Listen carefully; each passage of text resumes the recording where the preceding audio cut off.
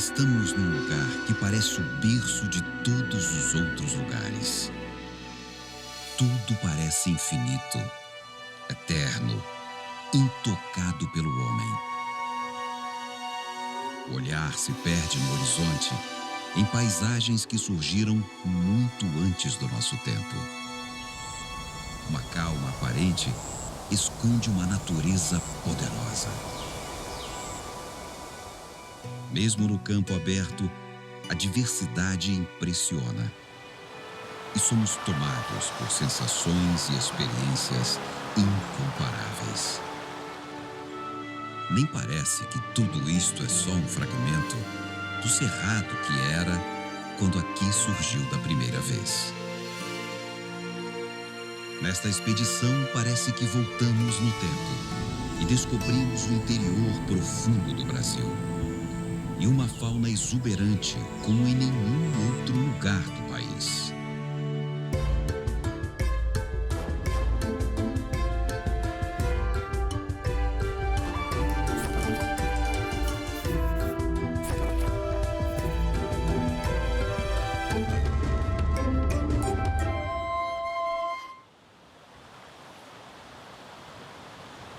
O trabalho de campo começa bem cedo.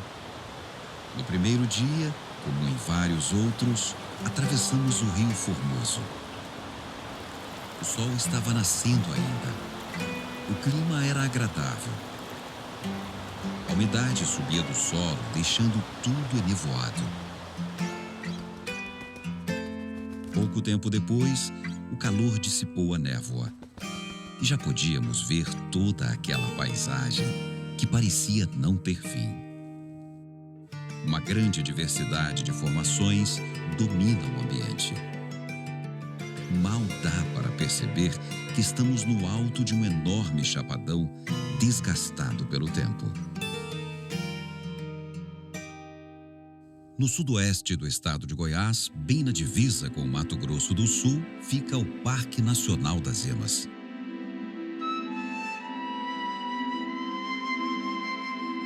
Ainda no começo do dia, passamos por um longo trecho onde a vegetação fica no meio termo, entre o campo limpo e o cerrado propriamente dito. As gramíneas dominam, mas a presença de arbustos e pequenas árvores cria um ambiente especial para a fauna. De olho em tudo isso, e também na gente, encontramos um grupo de gralhas do campo.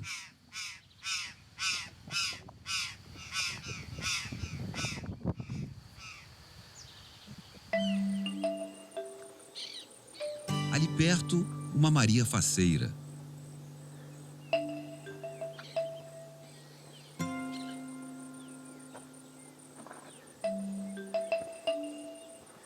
Um pouco mais para frente, vimos um pica-pau do campo. Em busca de alimento, este animal desce até o chão para catar formigas e outros insetos.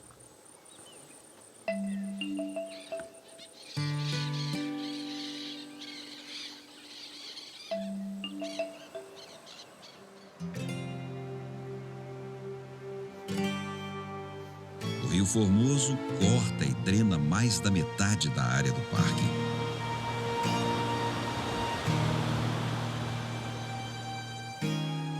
Formoso é pouco. Este rio é deslumbrante. Visto de cima, é como uma enorme serpente.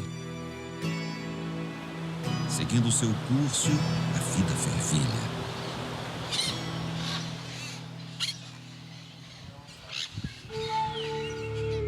Nas suas margens vive um predador gigante. Nesta expedição, encontramos uma sucuri fêmea com uns 7 metros de comprimento. A sucuri verde é uma serpente semiaquática. Fica submersa, à espera de peixes, lagartos, aves e mamíferos, que captura e mata por afogamento e constrição. Esta imensa cobra estava de repouso, para trocar de pele ou para digerir uma refeição. Pode ser também que ela estava ali por outro motivo. Os seus filhotes nascem exatamente neste período.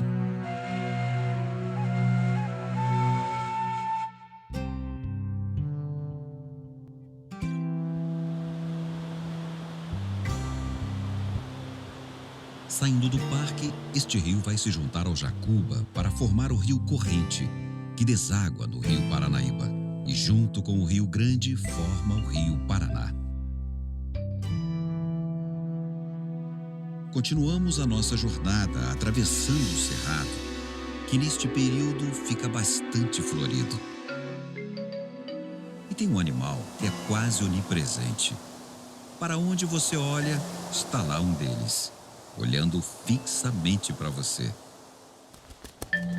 Vive em casais ou pequenos grupos familiares e faz a casa no solo. Aliás, é a única coruja que faz isso. A coruja buraqueira.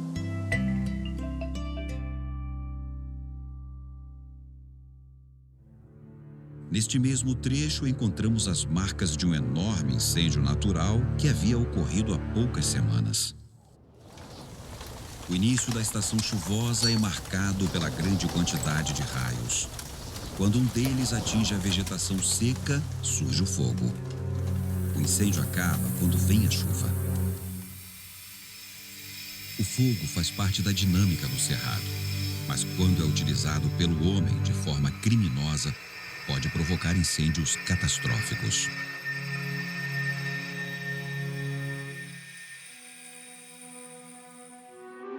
O parque é como um enorme mosaico multicolorido com trechos de vegetação em diferentes estágios de desenvolvimento.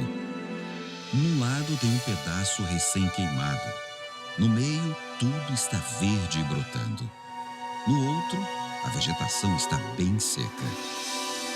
Dividindo cada trecho, estradas e aceiros criados pelo homem. Sem essa artimanha, o parque inteiro poderia pegar fogo de uma só vez. E isso poderia ser fatal para boa parte da vida que habita este lugar. Em volta do trecho queimado, encontramos personagens que, apesar de ariscos, estão sempre por lá. Como uma ruidosa família de papagaios galegos, raros fora do parque, aqui são vistos com facilidade em diferentes ambientes. O tucano-sul também é facilmente encontrado. O maior dos tucanos possui um bico laranja inconfundível. Outra espécie comum por aqui é o famoso papagaio verdadeiro.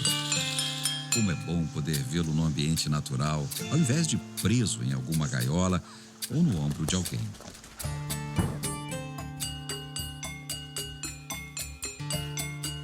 Alguns animais são incrivelmente territoriais, como esse gavião de rabo branco.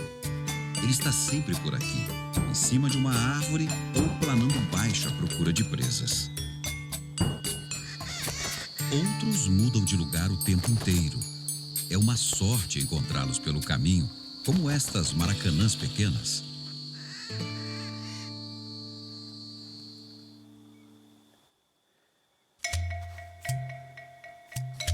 Às vezes, o máximo que vemos são pegadas e rastros.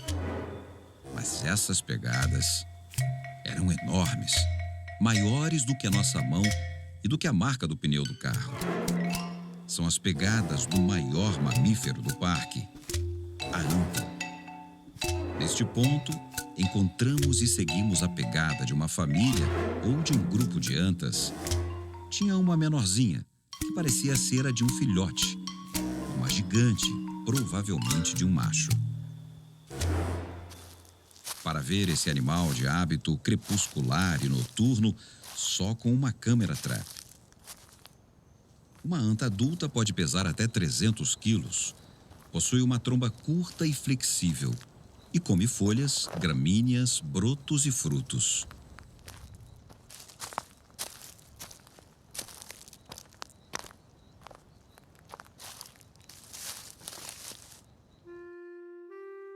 No centro do parque, encontramos um ambiente campestre, totalmente aberto, o Campo Limpo. o capim-flecha domina completamente a paisagem. O habitat ideal para uma espécie de ave caçar pequenos insetos. Neste período, o galito macho está no auge da beleza. As cores da plumagem estão bem nítidas e a cauda está recortada com precisão. Ele não é tão vistoso assim o ano inteiro.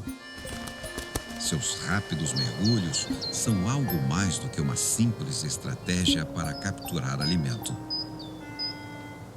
As fêmeas, de aparência mais sóbria, estão ali atentas aos melhores pretendentes.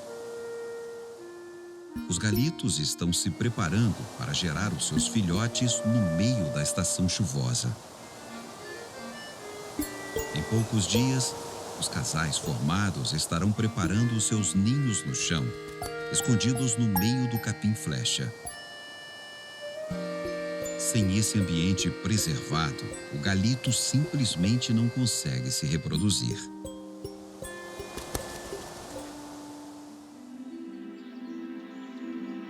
Milhares de cupinzeiros marcam o ambiente, criando uma paisagem fantástica. Parece um enorme monumento pré-histórico construído por gerações e gerações de cupins. Nestas áreas abertas, vive a maior população de veados campeiros conhecida. Eles atravessam vastas áreas, em pequenos grupos temporários. E apesar da fartura de gramíneas, preferem brotos, folhas novas e flores. É que as gramíneas daqui possuem um alto teor de sílica, um composto bem desagradável para a digestão. Nesta época, os machos em fase reprodutiva exibem chifres que são substituídos ano a ano. E com eles, marcam território, no solo ou em arbustos. Às vezes, ignoram a presença humana. Na maioria dos casos, ficam imóveis, com a cabeça erguida e as orelhas em pé, cheirando tudo ao redor. Se perceberem perigo, podem sair em disparada ou ter reações corajosas e, com passadas firmes, se aproximam devagar. A maioria se afasta, sutilmente. Num desses encontros, presenciamos um comportamento agressivo, peculiar entre as fêmeas. Ao ver tantos indivíduos em diferentes momentos, a gente pode ter a ilusão de que esta espécie não está ameaçada. As populações de veado campeiro estão em declínio, vivendo em áreas cada vez mais isoladas e menores.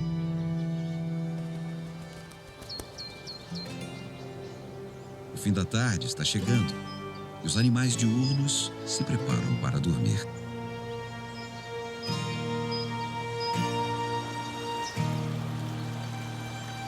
Para o rio, pouco importa a hora, mas para a gente, ver este rio em períodos diferentes do dia é algo muito especial.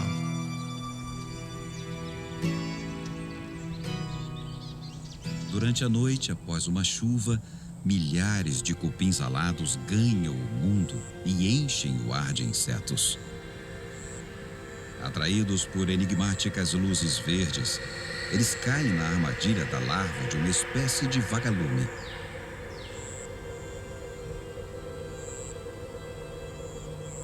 Apesar de trágico para os cupins, este fenômeno cria um espetáculo visual fascinante.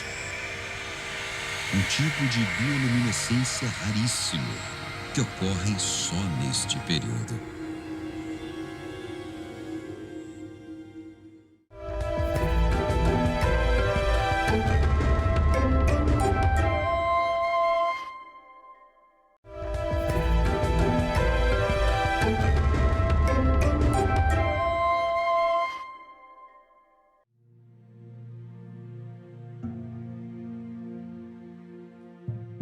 O Parque Nacional das Emas ocupa uma área de 132 mil hectares.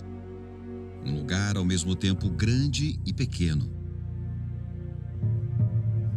Quando foi criado em 1961, o boom de exploração do Cerrado estava apenas começando. Na região, ainda haviam muitas outras áreas com vegetação nativa. Hoje, o parque está completamente cercado por plantações de soja, cana, algodão e milho, e também por pasto. E está cada vez mais isolado. Além disso, não existe uma transição para as áreas do entorno. O parque termina e começa a plantação. É impressionante. E para os animais, mais ainda. Em volta da área protegida, é muito comum encontrar animais nativos ciscando no meio da plantação ou em cima de uma árvore exótica.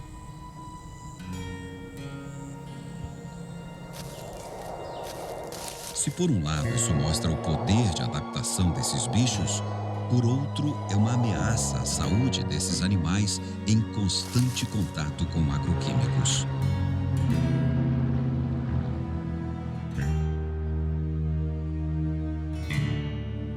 O Cerrado guarda sempre uma surpresa.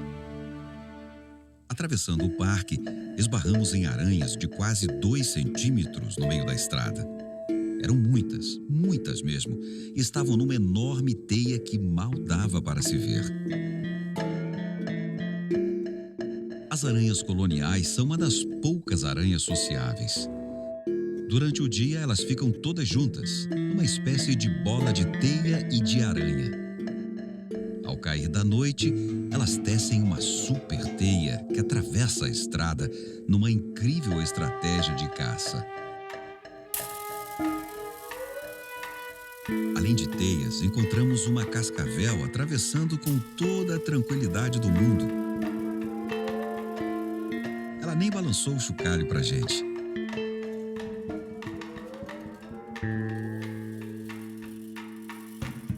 Mais adiante, topamos com um grupo de aves enormes, as emas. Desconfiadas, elas mantêm sempre uma certa distância.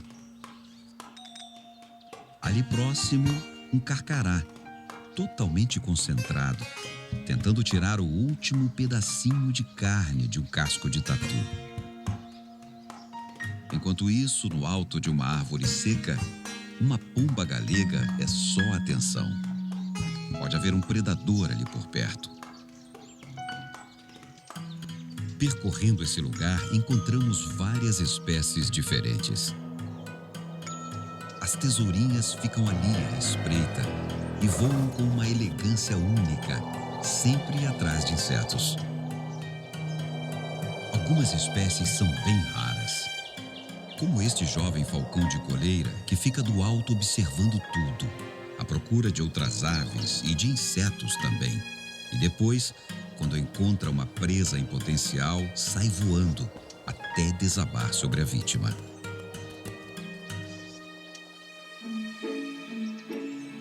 Durante vários dias, tentamos em vão encontrá-los. Até conseguíamos, mas eles estavam sempre correndo. Mas no final de tarde, quando parecia que ia chover, avistamos um grupo enorme de queixadas fuçando o solo.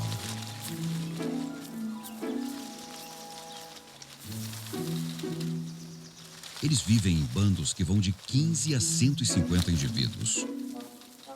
E estão sempre à procura de raízes, frutos, sementes, larvas de inseto e minhocas. A queixada fêmea dá à luz no máximo 2 filhotes. Os queixadas têm uma vida em sociedade bastante complexa, com uma hierarquia bem definida, o que não impede as brigas, até na hora de comer. Uma característica marcante da sociedade deles é também responsável pelo seu desaparecimento em muitas áreas. Ao se verem ameaçados, o grupo se junta para enfrentar o inimigo. Isso só funciona bem com onça, mas com o ser humano, o embate contra armas de fogo acaba morrendo o grupo inteiro.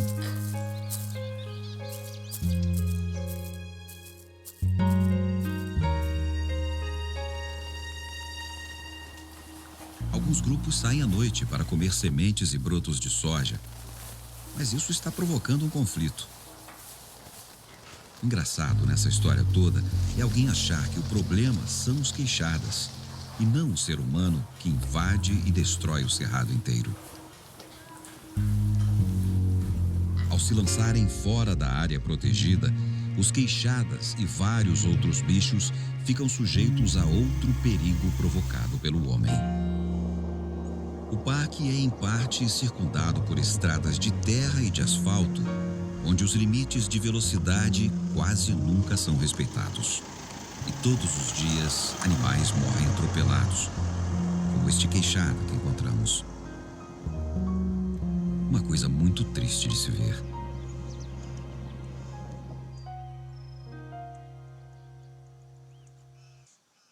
Na região norte do parque, encontramos um ambiente diferente. Só aqui dá para enxergar que estamos de fato em cima de um enorme chapadão. Esses vales profundos que vemos do mirante do Avoador são drenados por afluentes do rio Jacuba. Aqui, a vegetação campestre é substituída pelo cerrado estrito sensu, ou seja, o cerrado propriamente dito. Um ambiente impressionante e extremamente diverso, onde podemos encontrar espécies cada vez mais raras, como o cajuzinho do cerrado. O cerrado guarda um segredo que poucos sabem. Enquanto nas florestas tropicais a maior parte da biomassa está acima da superfície, neste ambiente, um amplo sistema de galhos e raízes subterrâneos garante a sobrevivência a incêndios e durante um longo período de estiagem. É a floresta invertida. Por isso, a força do cerrado é também a sua fraqueza. Esse sistema levou muito tempo para chegar neste estágio. Se desmatado, pode nunca mais se recuperar. Ou levar muito tempo para isso. No alto do mirante, as chuvas recentes e constantes provocaram uma revolução. Tudo está verde, rebrotando ou florindo. Não foi por acaso que encontramos uma fêmea de veado campeiro se deliciando ali no meio. Os veados campeiros consomem mais de 70 espécies de plantas nativas. E ela estava tão satisfeita que nem se importou com a nossa presença.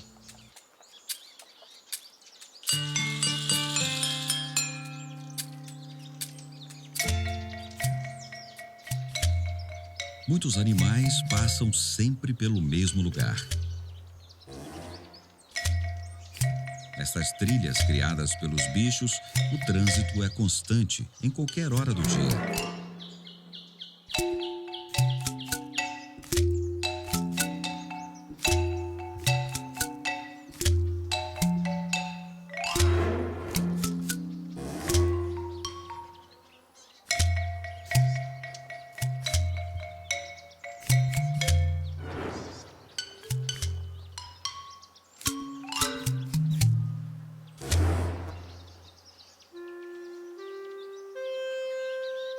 Corpos d'água como o Rio Formoso guardam nas suas margens matas ciliares com várias espécies de árvores e palmeiras, onde encontramos numerosos e barulhentos bandos de araras canindé. Elas estão por toda a parte, atrás de frutos e sementes.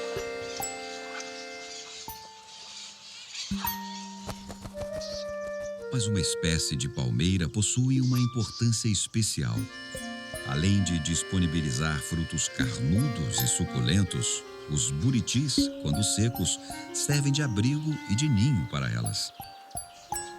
Na verdade, as araras canindé só constroem seus ninhos nesses buritis, em mais nenhum outro lugar. Sem o buriti, a arara canindé não consegue sobreviver. Os buritis são encontrados sempre em áreas úmidas, na beira de rios e córregos ou em veredas de uma beleza única.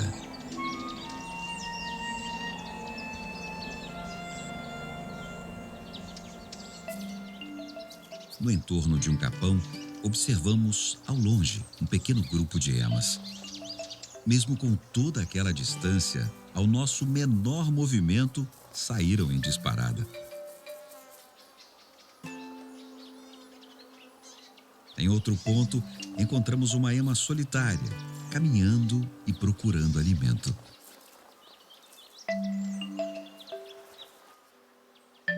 Neste lugar, observamos uma incrível diversidade de aves. Algumas nem esperávamos encontrar, como um trio de jaburus, que no Pantanal são chamados de tuiuius.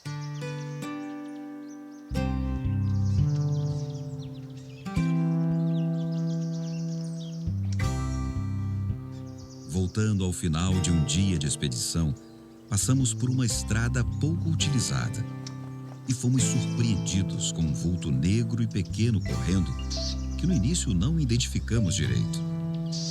Descemos do carro e nos deparamos com um veado campeiro sendo enxotado por um cachorro do mato.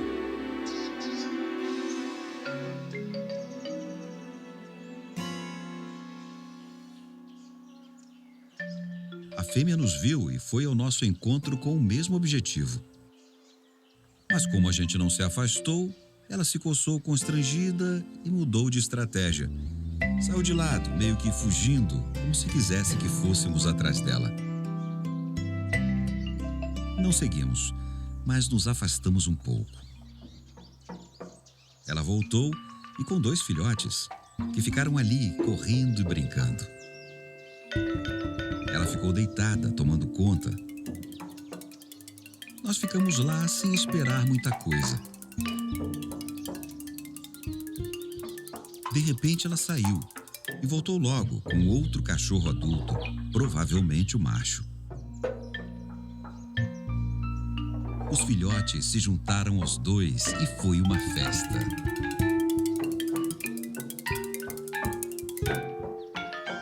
A luz estava caindo rápido e resolvemos ir embora.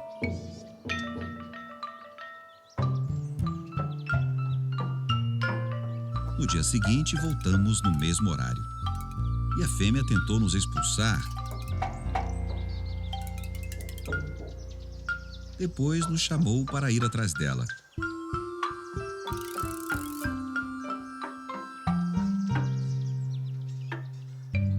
Nos afastamos novamente. Os cachorrinhos saíram para brincar. Ela ficou ali esperando algo enquanto cuidava da prole. E mais uma vez o macho voltou. E foi uma festa de novo. E nós ficamos ali, emocionados com aquela cena.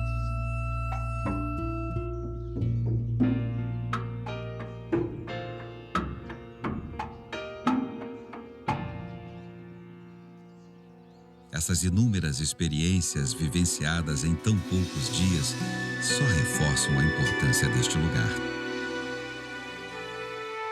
Não foi sem razão que declararam este parque Patrimônio Natural da Humanidade.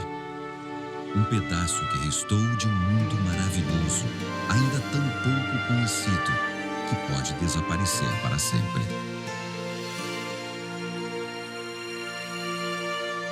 Nós não podemos deixar isso acontecer.